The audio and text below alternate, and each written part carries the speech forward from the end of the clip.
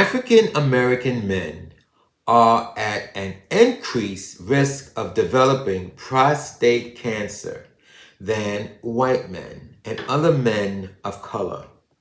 1 in 7 African American men will develop prostate cancer in their lifetime. Overall, African American men are 1.7 times more likely to be diagnosed with and 2.1 times more likely to die from prostate cancer than white men. African American men are also slightly more likely than white men to be diagnosed with advanced disease.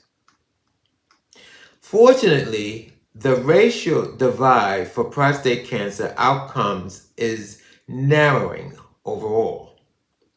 The 5-year relative survival rate for African American men diagnosed with prostate cancer at any stage is 96%, which means that if an African American man is diagnosed with prostate cancer today at any stage, there is a 96% he will be alive in 5 years. When the disease is caught early for men of all races, this rate increases to nearly 100%. However, the 5-year survival rate for men whose prostate cancer is advanced is 31%. My name is Eric, and welcome to the craziness that lives inside my head.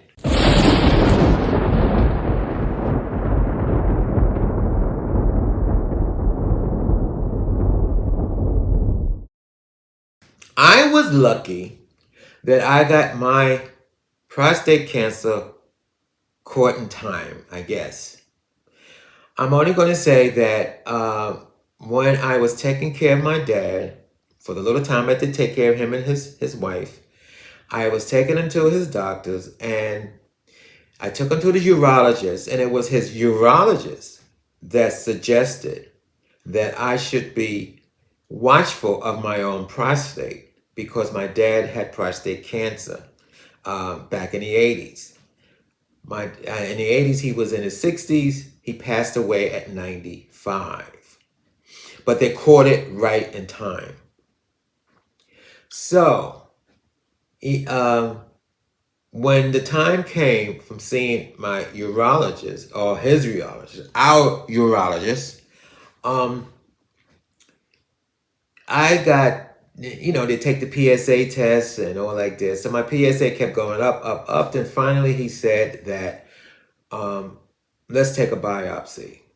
So back in July of 2021, I was diagnosed with prostate cancer, but it was contained. Now I'm on radiation treatment. I just had my first week of having my prostate being radiated. And I guess what they're doing is, I'm on 2 treatments. I'm on a hormone treatment to shrink the cancer, or to stop the cancer from growing. Because they said that it seems like in men, especially in black men, the testosterone seems to accelerate the tumor, the cancer tumor. So they gave me hormone treatment, or just the opposite, estrogen, to stop the feeding of the tumor. And then on top of that, you get the radiation treatment. And I'm getting traditional radiation treatment 5 days a week for 6 weeks. And I just finished my first week. Now, here we go. The second day of the treatment, that night, I couldn't urinate. And if I did try, it was painful and it burned. And it was so-so on the first night. I mean, it wasn't like I couldn't urinate at all, but it was difficult the first night. The second night was even worse. very worse. I couldn't urinate, and if I did, it was in drops. So the third day, I should say the fifth day of my treatment, I told that to the nurse who was giving me the treatment, the nurses there that was actually had running the machines, whatever you want to call it, the radiation. And she said to me, well, I can see through the CAT scan that your bladder is really full. I think you should see the doctor. So that they walked me over to the doctor's office, and he was concerned that because I told him I couldn't urinate at all. And I did tell him the truth. I couldn't urinate really. I said I couldn't urinate at all was the first statement I made. And then I said the second statement, and if I did, it comes in droplets and it's painful. So they walked me over to the ER. I was in the ER from 3:30 p.m.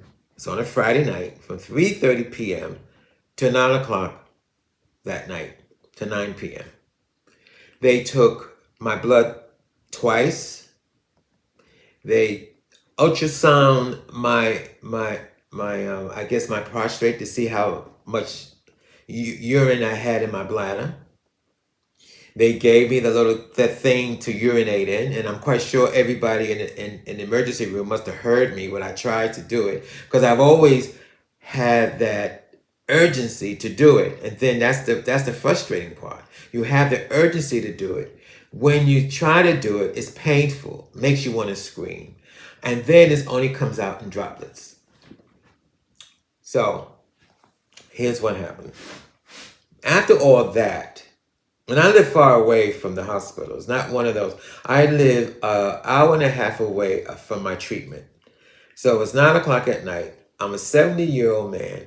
Don't like to drive at night. I'm one of those guys. As soon as it get dark, I'm ready to go to bed.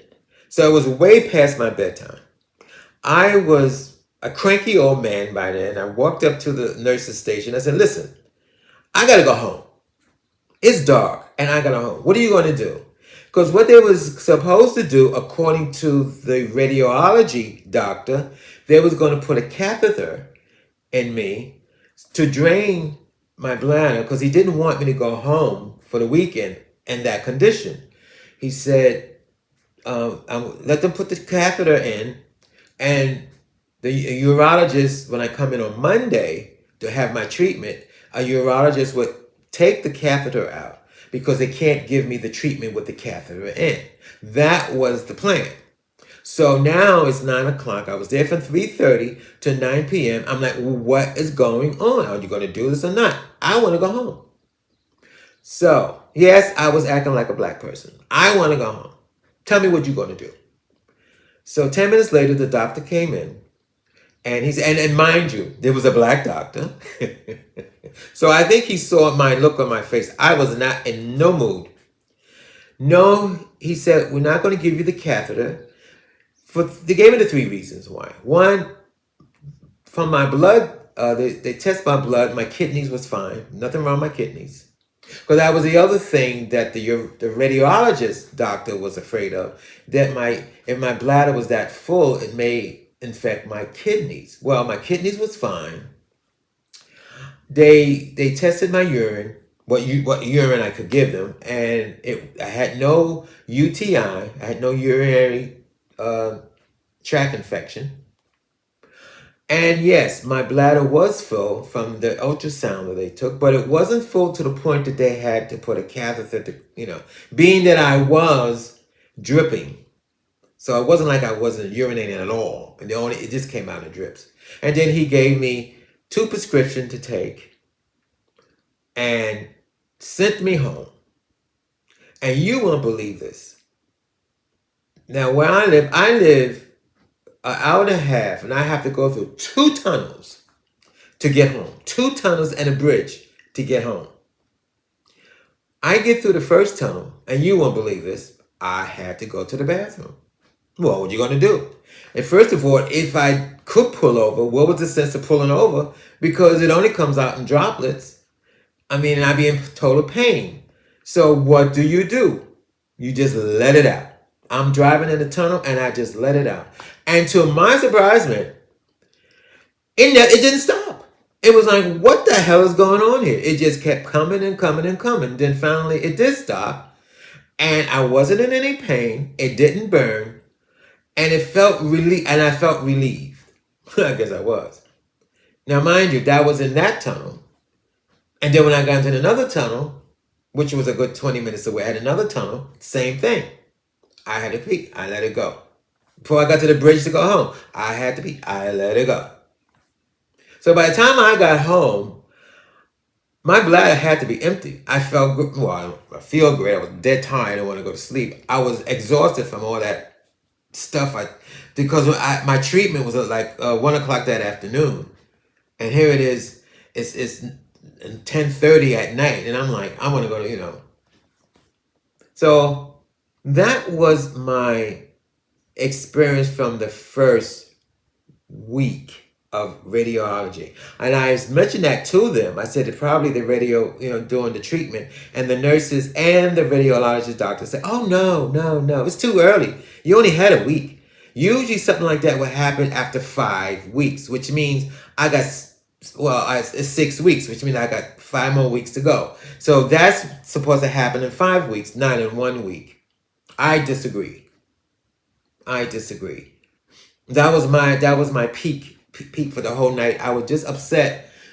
I mean, they telling me this, that it can't be, and send me to the ER, and then I don't get the plan that it was planned, because another doctor said that wasn't it, So anyway, that was my first week of radiology. And I don't, being a black person, and I've heard a lot of black people say this, when we talk to the doctors, and I've had this in my life. It's not the first time I had doctors, and I don't want to put a color on it, but it seems like when I told them it had to be the radiology because I didn't have that problem before I got there. It happened the second night after the second treatment. Then all of a sudden I can't. Oh, no. In other words, all in my mind. So see, when the radiology people thought I must have had a UTI or something else, but it wasn't from the radiology. Okay. So that was my first treatment of this radiology. The radiology is supposed to kill it's local, so it's supposed to kill the cancer cells. With the hormone treatment, it's supposed to stop the cancer cell from growing. And I have to do 6 weeks of radiology, and I got 5 more weeks to go. This is Eric, and you just heard the craziness that lives inside my head.